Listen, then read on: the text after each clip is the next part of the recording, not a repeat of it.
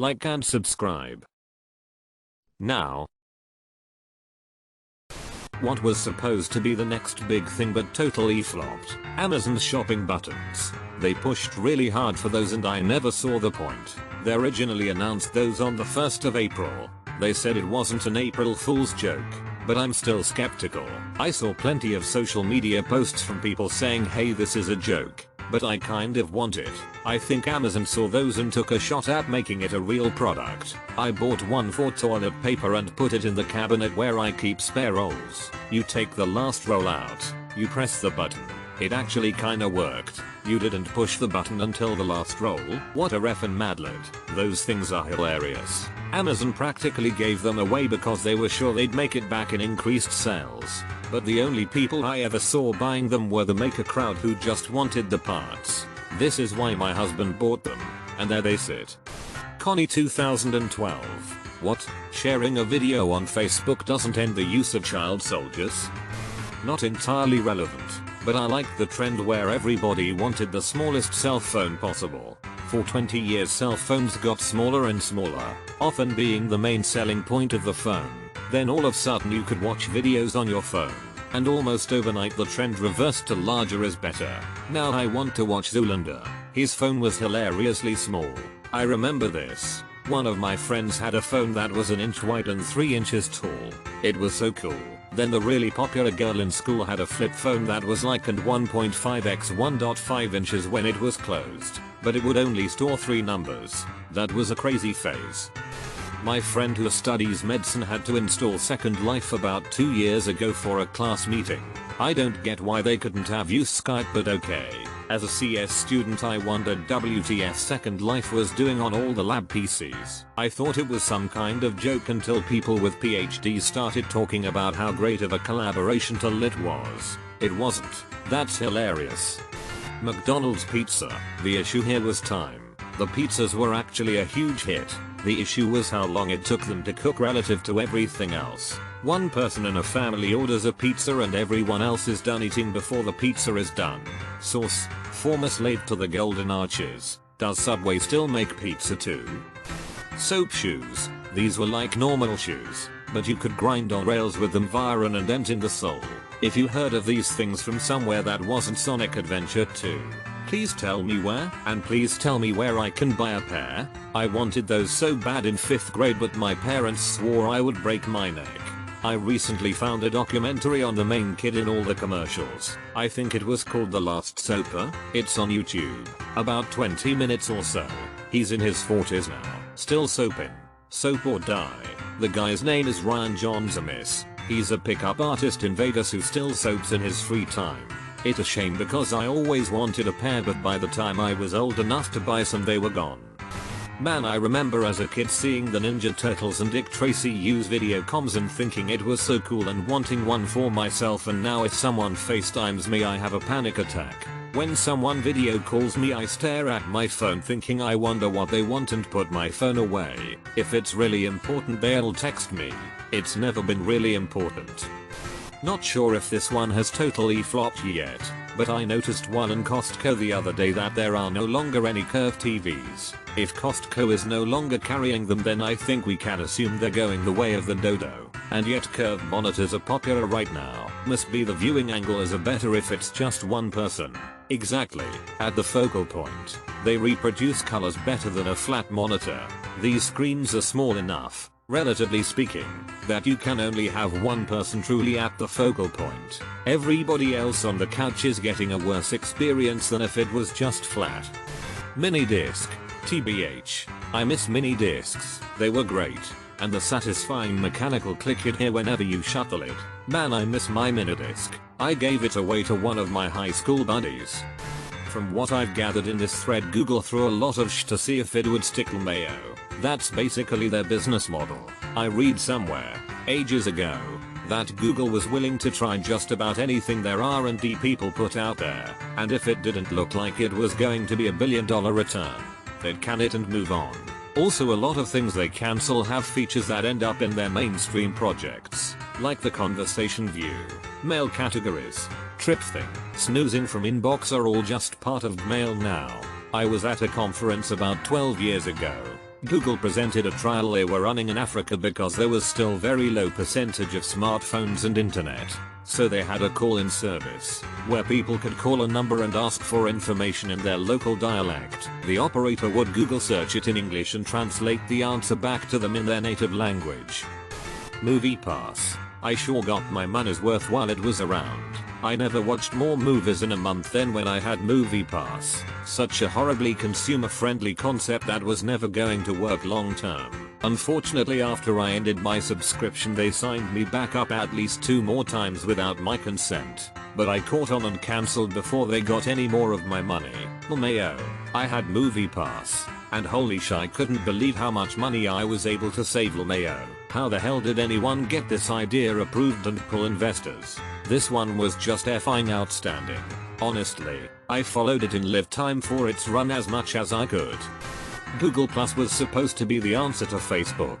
That was a lesson on how not to handle hype. There was so much hype around Google Plus. It was infectious. But they refused to open it up to everyone and maintained a very hardline invite-only system. Even once hype had peaked and there was a notable decline, still they maintained a small invite-only system.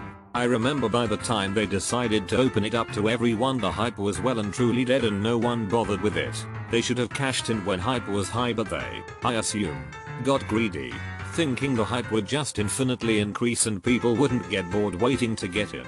And then they tried to force it upon everyone by integrating it with YouTube. 3D TV. Heard a stat from one of the 3D TV manufacturers that the average number of pairs of 3D glasses sold per 3D television was a number very much smaller than 1. I think they were too embarrassed to actually tell everyone how tiny the attach rate was. Can confirm. Sort of. Best Buy went all in on 3D TV and it flopped hard. Enough so by the time it was dying down they were having manufacturer deals where you could get 4 pairs of glasses free with every TV just so the manufacturers could clear out stock and be able to claim that adoption was rising. Still didn't work. Clearly remember thinking, these companies have lost their effing minds. There's practically nothing 3D to watch. TV shows weren't available in 3D and weren't about to be filmed in 3D. Catalogs of vault favorites would never be 3D.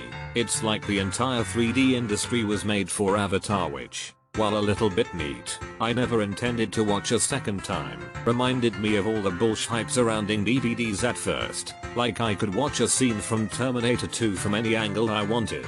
Like I'd be able to watch any movie scene from any angle I wanted. Never ever saw that feature utilized. The any angle feature of DVD was a hugely touted feature and I think I only saw it on the DVD for the remake of my favorite Martian. Our and micro consoles in general. HD DVD. Still remember half the movies being blue and the others red. This was gonna be my contribution to the thread. I worked at a Best Buy, Future Shop, at the time in home theater, and I remember all the 30-minute conversations with customers about if they should buy a Blu-ray or a HD DVD.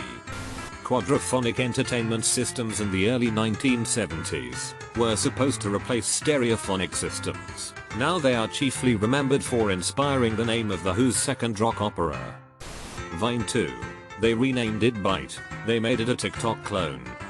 The Dark Universe Cinematic Universe, starting with 2017's The Mummy. I cannot think about that movie without remembering when they accidentally released an incomplete trailer. Best movie trailer ever. For those curious, I remember watching it when it first debuted and was so intrigued by the purposeful eerie effect without music. And then the bird hits the pilot, and I'm like, oh, they effed up. That was effing hilarious. My favorite is Tom Cruise kinda screaming as the plane goes down.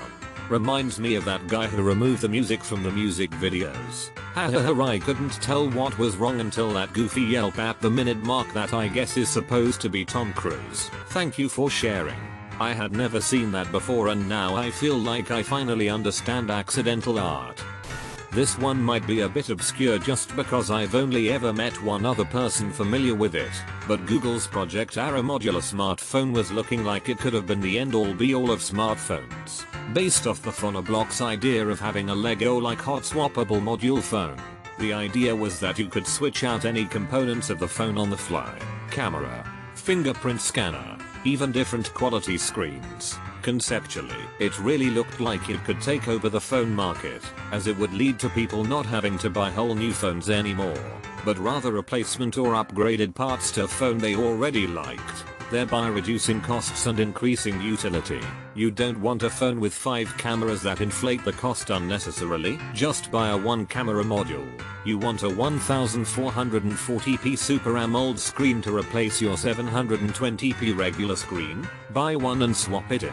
However, like many Google projects, it died off for myriad reasons and the long-standing era of $1,000 smartphone slabs lived on. Yes, I remember this. I was very excited when they announced it. I wonder what happened. I guess maybe because of comparability issues with multiple hardware systems from a multitude of manufacturers who have their own protocols. But damn, wish they went through with it. Embedded code is pretty hard to get right when you're working with a single processor. I imagine it's worse when you want components to be hot swappable. Johnny Manziel. I remember when he signed with CFL and everyone thought he was gonna absolutely dominate. Meh. Asbestos. Technically it was a hit, right until it flopped when people figured out the whole inhaling rock fibers is not healthy thing. Not to mention that asbestos is damn near indestructible. Its inability to be broken down is what was causing the health issues.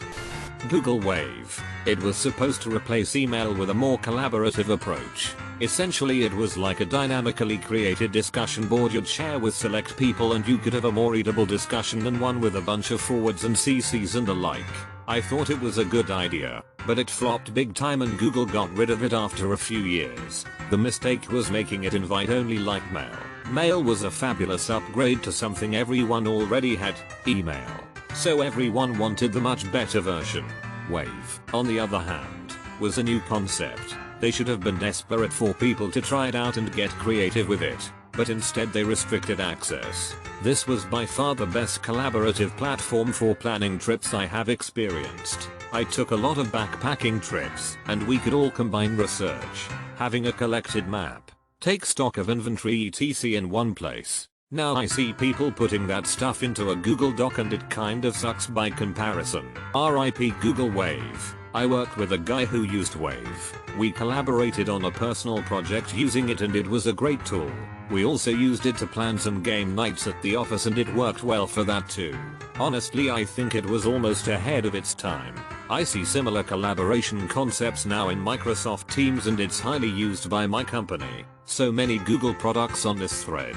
Google Wave, Google Plus, Google Wave. PT. Demo. This one still hurts. I know. That one felt like a masterpiece in the making. The Panama Papers. Our Panama Papers is still going and sometimes they post articles about people getting busted. There's also the Paradise Papers. I think it has its own sub too. Seriously, the sad thing is, we all knew it would be like this. Another sad thing is that it is all still happening.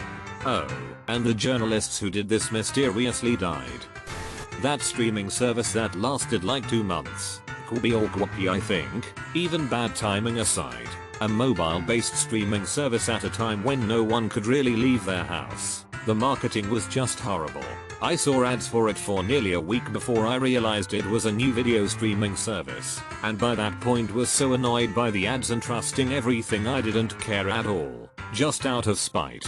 Also, I mean, it was just YouTube you have to pay for and got worse content. It felt like something an old person thinks young people want without doing any focus group testing. It probably could have survived, or at least slowly die, without the pandemic, but I don't think I would ever give them my money. Google Glass. I heard one of the biggest issues was that it was too heavy and felt uncomfortable. But they literally couldn't make it any lighter. I think they also had serious issues with usability and headaches. Mine never felt heavy, just looked super dorky. Granted, I wear glasses so I am used to level of heavy on my face at all times. Hoverboards. I remember in a span of 3 months everyone had them and showed them off and then they just disappeared. I always hate the fact that they were called hoverboards. Same.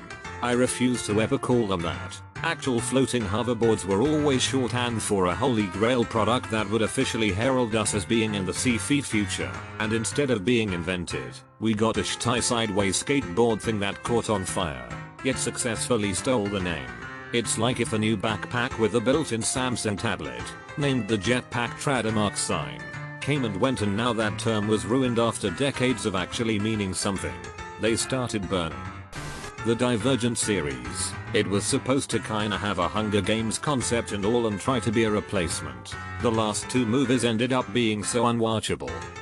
Segways were supposed to revolutionize travel and replace the automobile. Now they are just used for guided tours for dorks and tourist traps. Yes, this was mine. The hype leading up to it was intense. Like a year of promising something that would challenge how cities are built. No plots of places, just made them illegal on public pavements and highways. It cannot be overstated how much hype there was around the Segway, or how completely it failed to live up to the hype. Correction. The number of replies to this comment have forced me to consider that it can be overstated.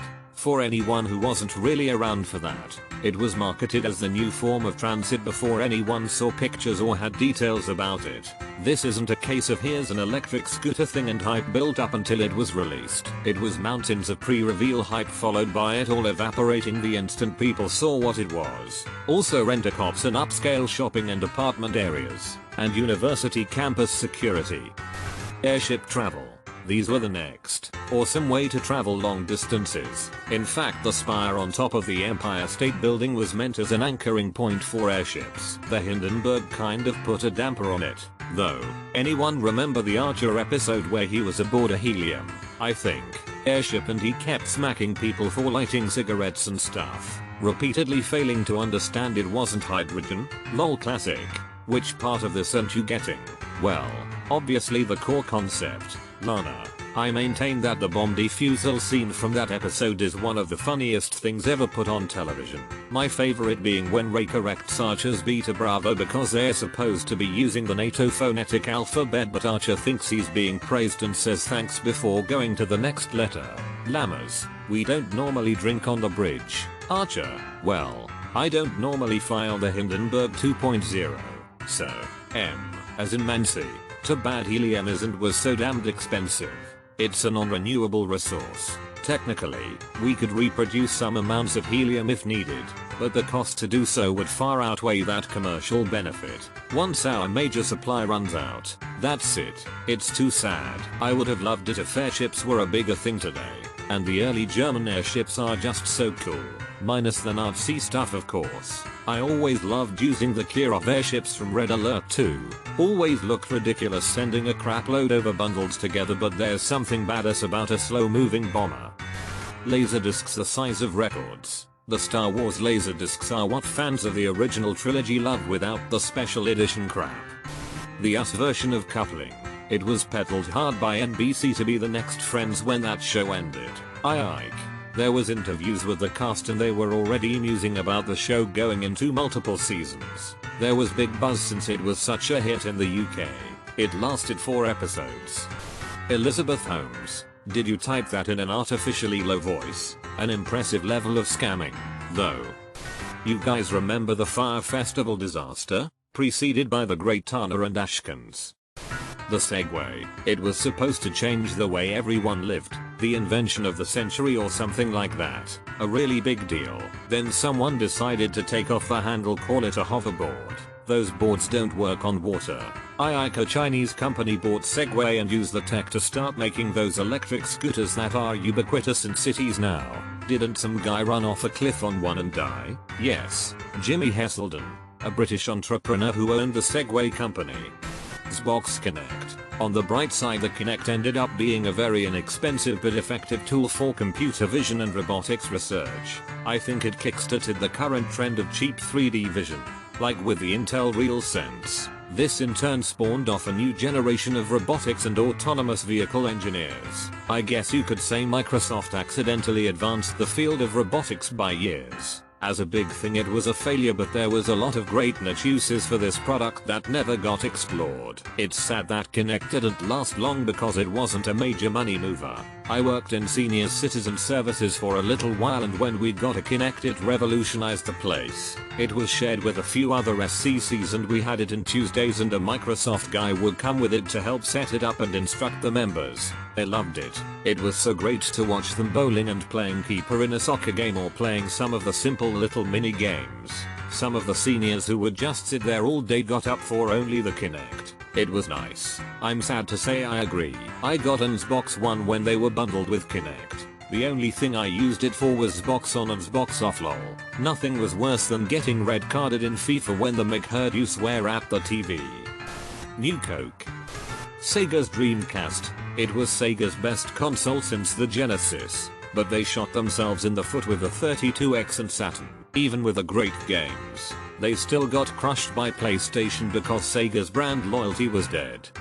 Smart diapers. I'm pretty sure Pampers sells them, but imagine it won't be long before they are discontinued. It's an idea that's been posted on mommy blogs, childcare forums, magazines, news articles. Every so often I'll see a story online while doing some childcare research. I don't know a single parent, nanny, early childhood educator, caregiver that has or wants to use a smart diaper.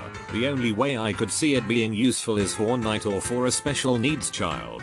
The idea is still being pushed as a luxury item for millennials, but it's just nonsense. What's even funnier is that the tech is almost backwards. Cloth diapering has become insanely popular. I've seen concepts where the smart part just velcros onto an existing diaper. In that case it has much more utility. Would be great for nursing homes. Caretakers would be notified when a resident has a soiled diaper so they don't have to sit in it for hours. So, why are those smart? I'm really curious. It's a little sensor that will notify you via an app or some other means that your baby wet or pooped, which sounds cool but is more of a gimmick. We work we live. A classic case of something that was a good idea and actually at the right time, but was made to flop by being run into the ground by an unbalanced leader who was right about the ideas being timely and useful, but completely overselling it and taking a bunch of salivating venture capitalists down a primrose path. It also didn't help that so much of it was really a sham and almost a Ponzi scheme. It's not always about being the wrong idea or even the right idea at the wrong time. Sometimes it's just led by the wrong person. 3D TV. I had a friend in high school who was preparing to go to film school. She swore up and down that 3D TV was the way of the future and one day all movies and TV shows would be in 3D.